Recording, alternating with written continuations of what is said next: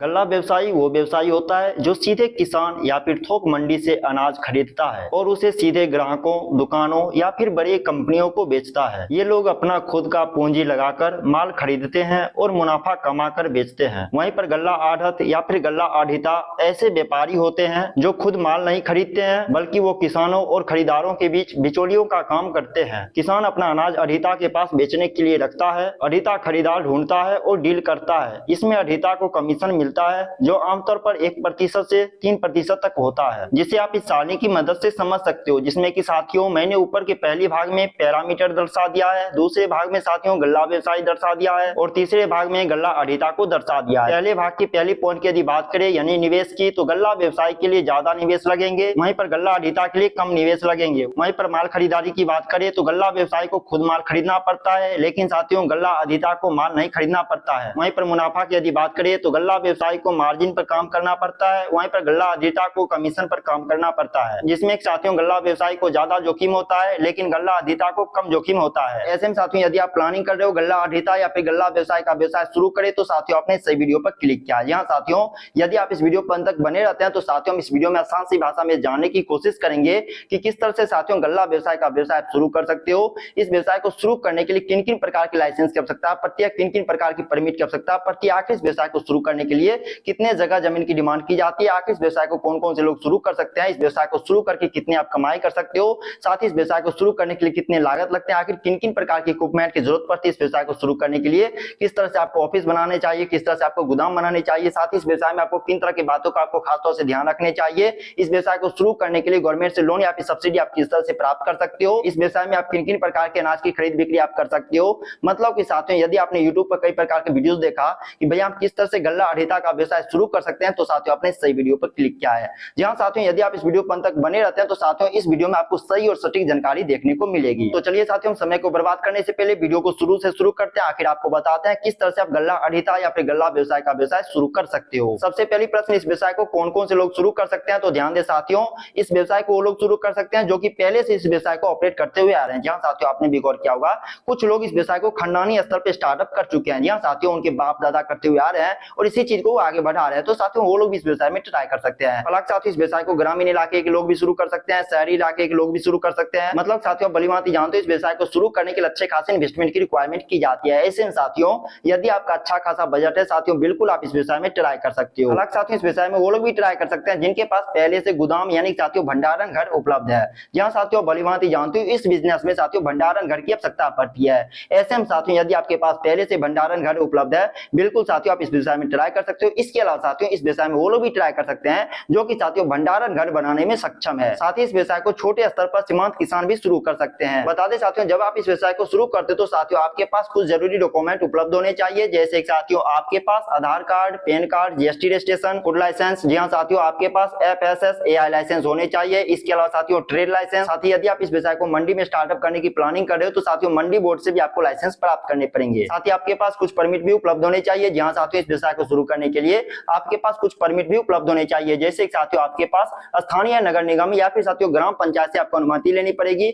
वहीं पर साथियों APMC मंडी लाइसेंस, जी हाँ साथियों अगर आप इस व्यवसाय को सरकारी मंडी में शुरू करने की कोशिश कर रहे हो तो साथियों आपके पास APMC लाइसेंस होने चाहिए। ऐसे में साथियों भलीभांति जानते हो किसी व्यवसाय से अच्छे खासे तगड़ी कमाई करने के लिए उस व्यवसाय का सही लोकेशन पर सही जगह पे स्टार्टअप होना भी साथियों कहीं ना कहीं साथियों काफी ज्यादा जरूरी होता है। ऐसे में साथियों यदि आप इस व्यवसाय को बड़े शहर के थोक मंडी में शुरू करते हो यकीनन अच्छे खासे आप कमाई कर सकते हो। इसके अलावा साथियों आप इस व्यवसाय को ग्रामीण इलाके के मंडी में भी शुरू कर सकते हो, या फिर साथियों आप इस व्यवसाय को रेलवे स्टेशन या फिर साथियों ट्रांसपोर्ट हब के आसपास भी स्टार्टअप कर सकते हो। जहां साथियों यदि आप इन लोकेशन पे इस व्यवसाय को शुरू करते हो अच्छे खासे आप कमाई कर पाओगे, क्योंकि साथियों ट्रांसपोर्टेशन में आपको अच्छे खासी बचत होगी। इसके अलावा साथियों आप इस व्यवसाय को फूड प्रोसेसिंग कंपनी के आसपास भी स्टार्टअप करते हो तो भी साथियों आप अच्छे खासे कमाई कर सकते हो। वहीं साथियों यदि आपके अंदर ये प्रश्न उत्पन्न हो रहे हैं कि भैया हम इस व्यवसाय को शुरू करेंगे तो अनाज हम कहां से खरीद सकते हैं, तो ध्यान दें साथियों जहां पर आप इस व्यवसाय को शुरू करने वाले हो वहां के साथियों स्थानीय किसान से साथियों आप अनाज खरीद सकते हो। इसके अलावा साथियों सरकारी मंडी से आप अनाज खरीद सकते हो। इसके अलावा साथियों थोक व्यापारी से आप अनाज खरीद सकते हो। इसके अलावा साथियों सरकारी समिति से भी साथियों आप अनाज खरीद सकते हो। और जहां तक की बात उठती है कि भैया हम खरीदे गए अनाज को कहां पर बेच सकते हैं, तो ध्यान दें साथियों जब आप इस व्यवसाय को स्टार्टअप करते हो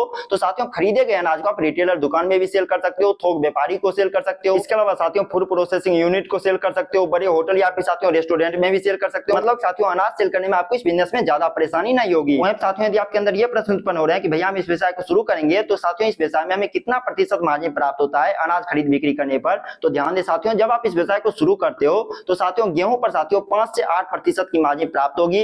वहीं साथियों चावल पर 6 से 10% की मार्जिन प्राप्त होगी। दाल पर साथियों आपको 8 से 12% की मार्जिन प्राप्त होगी। मक्का पर साथियों 5 से 7% की मार्जिन प्राप्त होगी। जौ पर साथियों 4 से 6% की मार्जिन प्राप्त होगी। वहीं साथियों चना पर साथियों 6% से 9% की मार्जिन आपको प्राप्त होगी। मतलब साथियों आप भलीभांति जानते हो अनाज खरीद बिक्री में यह साथियों मार्जिन कम या फिर साथियों ज्यादा हो सकता है। वहीं साथियों इस व्यवसाय से लगातार अच्छी खासी तगड़ी कमाई करने के लिए साथियों आपको कुछ सावधानी भी बरतनी चाहिए। जैसे साथियों आप भलीभांति जानते हो इस बिजनेस में साथियों आप अपने अनाज को जितने सुरक्षित रख पाओगे उतने अच्छे खासे आप कमाई कर पाओगे। मतलब साथियों इस बिजनेस में आपको नमी से अपने अनाज को बचाने हैं। मतलब साथियों आप जितने अच्छे खासे भंडारित कर पाते हो अपने अनाज को उतने अच्छे खासे आप कमाई कर पाओगे। आप भलीभांति जानते हो साथियों, आपने भी मार्केट में देखे होंगे ऐसे व्यवसायी को, ऐसे व्यापारी को जो क्या करते हैं सीजन के अकॉर्डिंग किसानों से कम कीमत पर अनाज खरीद लेते हैं और जब मार्केट में अनाज की कीमत बढ़ती है उस वक्त साथियों वो व्यापारी क्या करते हैं अपना अनाज स्टोरेज जो करके रखे हैं उसे सेल कर देते हैं, जिससे अच्छे खासे वो कमाई कर पाते हैं। ऐसे में साथियों यदि आप इस व्यवसाय से अच्छे खासी कमाई करने की चाह रखते हो तो साथियों आपको सुरक्षित भंडारण घर बनाने चाहिए। इसके अलावा साथियों इस व्यवसाय में अच्छे खासे लंबे स्तरों तक कमाई करने के लिए आपको हिसाब किताब का खास तौर से ध्यान रखने चाहिए। साथियों यदि आप चाहते हो इस व्यवसाय में लंबे स्तरों तक कमाई करते रहे तो साथियों आपको इस बिजनेस में दो बातों का खास तौर से ध्यान रखने चाहिए। पहला साथियों मंडी की भाव। यहाँ साथियों पहले आपको खास तौर से ध्यान रखना है मंडी की भाव, क्योंकि साथियों आप भलीभांति जानते हो इस बिजनेस में आपको लॉस या फिर फायदा होगा ये चीज साथियों निर्भर करता है मंडी की भाव पर। भलीभांति आप जानते हो साथियों मंडी की भाव कम या फिर ज्यादा प्रत्येक दिन होती रहती है। ऐसे में साथियों मंडी की भाव और दूसरी नंबर पर साथियों मौसम का ख्याल आपको रखना है। जहां साथियों इस व्यवसाय से लगातार अच्छी खासी तगड़ी कमाई करने के लिए साथियों मंडी की भाव और साथियों मौसम की ख्याल आपको खास तौर से रखने चाहिए। इसके अलावा साथियों इस व्यवसाय से लगातार अच्छी खासी कमाई करने के लिए आपको साथियों इस बिजनेस में सरकारी मानकों का पालन करने चाहिए। वहीं साथियों यदि आप इस व्यवसाय शुरू करते हो तो साथियों आपको इस बिजनेस में आपको कुछ इक्विपमेंट की जरूरत पड़ेगी। जैसे साथियों आपको इस बिजनेस में वजन तोलने की मशीन की आवश्यकता पड़ेगी, ट्रॉली या फिर छोटा ट्रक की आवश्यकता पड़ेगी, गोदाम की आवश्यकता पड़ेगी, 3 से 5 हेल्पर की आवश्यकता पड़ेगी, साथ ही 1 से 2 काउंटर हेल्पर की आपको आवश्यकता पड़ेगी। वहीं साथियों जगह जमीन की यदि बात करें यानी कि इस बिजनेस को शुरू करने के लिए कितने जगह जमीन की डिमांड की जाती है तो ध्यान दें साथियों इस व्यवसाय को जब आप स्टार्टअप करते हो तो साथियों गोदाम बनाने के लिए आपके पास 1500 से 2000 या फिर साथियों 3000 स्क्वायर फुट की जगह जमीन मौजूद होनी चाहिए। वहीं साथियों ऑफिस बनाने के लिए इस बिजनेस में आपको 250 से 500 स्क्वायर फुट जगह की आवश्यकता पड़ेगी। ऐसे में साथियों जगह जमीन का डिमांड इस बात पर निर्भर करता है कि आप इस व्यवसाय को लघु स्तर पर स्टार्टअप करने वाले हो, मध्य स्तर पर स्टार्टअप करने वाले हो या फिर उच्च स्तर पर स्टार्टअप करने वाले हो। ऐसे में साथियों जब आप इस व्यवसाय को शुरू करते हो तो साथियों ऑफिस या फिर गोदाम बनाते समय आपको कुछ बातों का ध्यान रखने चाहिए। जैसे साथियों ऑफिस या फिर गोदाम में वेंटिलेशन की सुविधा, पानी की सुविधा और साथियों बिजली की सुविधा अच्छी खासी मुस्तैद होनी चाहिए। यानी साथियों यदि आप इस व्यवसाय को लघु स्तर पर स्टार्टअप करते हो तो साथियों आपके पास 2.5 लाख से 3 लाख रुपए होने चाहिए। वहीं साथियों इस व्यवसाय को मध्य स्तर पर शुरू करने के लिए आपके पास 7 लाख से 10 लाख रुपए होने चाहिए। वहीं साथियों इस व्यवसाय को बड़े स्तर पर स्टार्टअप करने के लिए आपके पास 15 लाख से 20 लाख रुपए उपलब्ध होने चाहिए। और जहां तक की बात होती है साथियों कि भैया हम इस व्यवसाय को शुरू करते हैं तो कितनी कमाई कर सकते हैं तो साथियों भलीभांति जानते हो इस बिजनेस में कम या फिर ज्यादा कमाई हो सकता है। साथियों ये चीज इस बात पर निर्भर करता है कि इस बिजनेस में आप किन किन तरह के अनाज की खरीदारी आप कर रहे हो। जहां साथियों भलीभांति जानते हो व्यापारी कई प्रकार के अनाज की खरीदारी करते हैं। ऐसे में साथियों सभी अनाज की कीमत कम या फिर ज्यादा होती रहता है मार्केट में। ऐसे में साथियों आप इस व्यवसाय को शुरू करके दिन का साथियों 5000, 10,000, 15,000, 20,000 तक भी आप कमाई कर सकते हो। ये चीज साथियों निर्भर करता है अनाज की खरीद बिक्री पर। जहां साथियों आप भलीभांति जानते हो इस व्यवसाय में अच्छे खासे तगड़ी कमाई आप कर सकते हो। ऐसे में साथियों यदि आपने प्लानिंग किया है कि भैया हम गल्ला आढ़िता का व्यवसाय शुरू करेंगे, अच्छे खासी कमाई करेंगे, बिल्कुल साथियों आप इस व्यवसाय में ट्राई करके यकीनन अच्छे खासे तगड़ी कमाई आप कर सकते हो। बता दें साथियों आप इस व्यवसाय को शुरू करने की प्लानिंग कर रहे हो लेकिन साथियों आपके पास पैसे नहीं है तो साथियों आप इस व्यवसाय को गवर्नमेंट की मदद से भी शुरू कर सकते हो। जहां साथियों गवर्नमेंट की एक स्कीम है प्रधानमंत्री मुद्रा योजना। जी हां साथियों इस योजना के अंतर्गत साथियों आपको 50,000 से 10 लाख तक का लोन और वो भी साथियों बिना गारंटी के मिलते हैं। ऐसे में साथियों गवर्नमेंट से लोन या फिर सब्सिडी प्राप्त करके भी साथियों खुद का व्यवसाय स्टार्टअप कर सकते हो। इसके अलावा साथियों गवर्नमेंट की एक दूसरी स्कीम है PM formalisation of micro food processing enterprise. जहां साथियों आप इस व्यवसाय को पीएमएफएमई स्कीम के अंतर्गत भी साथियों शुरू कर सकते हो। इसके अलावा साथियों इस व्यवसाय को शुरू करने के लिए आप नाबार्ड बोर्ड से भी साथियों लोन प्राप्त करके खुद का व्यवसाय स्टार्टअप कर सकते हो। वहीं साथियों इस लोन को प्राप्त करने के लिए आपके पास कुछ जरूरी डॉक्यूमेंट भी उपलब्ध होने चाहिए। जैसे एक साथियों आपके पास Aadhaar card, PAN card, project report, bank statement, GST registration, इसके अलावा साथियों बिजनेस रजिस्ट्रेशन आपके पास उपलब्ध होने चाहिए तो ही साथियों लोन के लिए आप एलिजिबल हो सकते हो। यानी साथियों अभी तक हमने जाना कि भैया हम किस तरह से गल्ला आढ़त का व्यवसाय स्टार्टअप कर सकते हैं। अब हम जानने वाले साथियों इस व्यवसाय से अच्छे खासे तगड़ी कमाई करने के लिए आपको इस बिजनेस में किन तरह के मास्टर स्ट्रेटजी अप्लाई करने चाहिए। पहले नंबर पर साथियों इस व्यवसाय से अच्छे खासे कमाई करने के लिए आपको रोजाना का साथियों मंडी रेट का ख्याल रखने चाहिए। जहां साथियों इस व्यवसाय से अच्छे खासे कमाई करने के लिए आपको ये पता करना पड़ेगा कि भैया आज मंडी का क्या रेट है। जहां साथियों मंडी रेट का अपडेट आपके पास उपलब्ध होने चाहिए। साथ ही इस व्यवसाय से अच्छे खासे कमाई करने के लिए स्थानीय किसान किसान से साथियों आपको डायरेक्ट डील करने चाहिए। इसके अलावा साथियों इस व्यवसाय से लगातार अच्छी खासी कमाई करने के लिए आपको क्या करना है साथियों,